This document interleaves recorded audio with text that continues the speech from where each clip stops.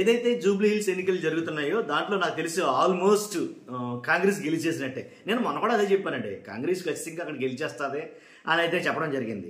కాబట్టి ఎలా అంటే ప్రాణాలు ఒడ్డి సైతం కాంగ్రెస్ అయితే అక్కడ పోరాడిందని చెప్పాలి. దానికి తోడు బీఆర్ఎస్ కూడా అంతే గట్టి ఫైట్ ఇచ్చింది.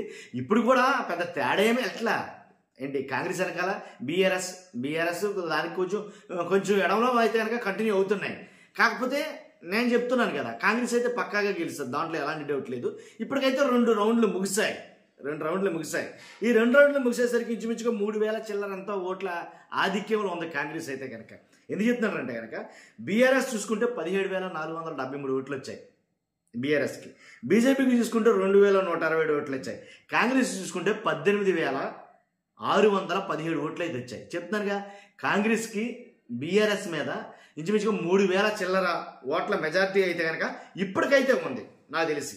కాబట్టి ఎన్డీఏ చూసుకుంటే, కేంద్రంలో ఎన్డీఏ చూసుకుంటే కనుక అక్కడ బీహార్లో అక్కడ ఏం జరుగుతుందంటే కనుక ఏదైతే మ్యాజిక్ ఫిగర్ ఉందో 122 నెంబర్ మ్యాజిక్ ఫిగర్, ఆ 122 మ్యాజిక్ ఫిగర్ని టచ్ చేసి దాటేసింది ఆల్రెడీ. కాబట్టి 122 స్థానాల్లో ఆధిక్యంలో ఉందని చెప్పాలా బీహార్లో ఎన్డీఏ గవర్నమెంట్.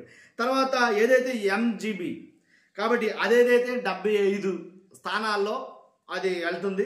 ఇక జేఎస్పీ ప్రశాంత్ కిషోర్ పార్టీ ఏదైతే ఉందో దాంట్లో అయితే కనుక 3 స్థానాలతో మాత్రం పరిమితం అయ్యారని చెప్పాలి.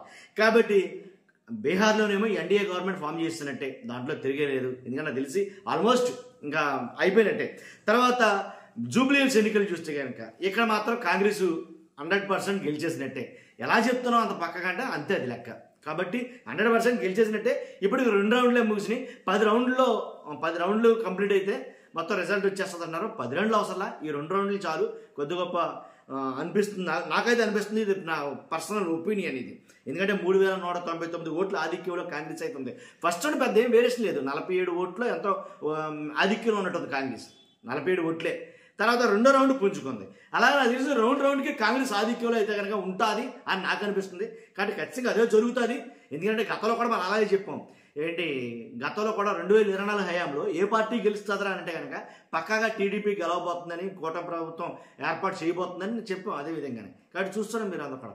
మీ అభిప్రాయం ఏంటో కామెంట్ రూపంలో తెలియజేయండి. ఎందుకు చెప్తానంటే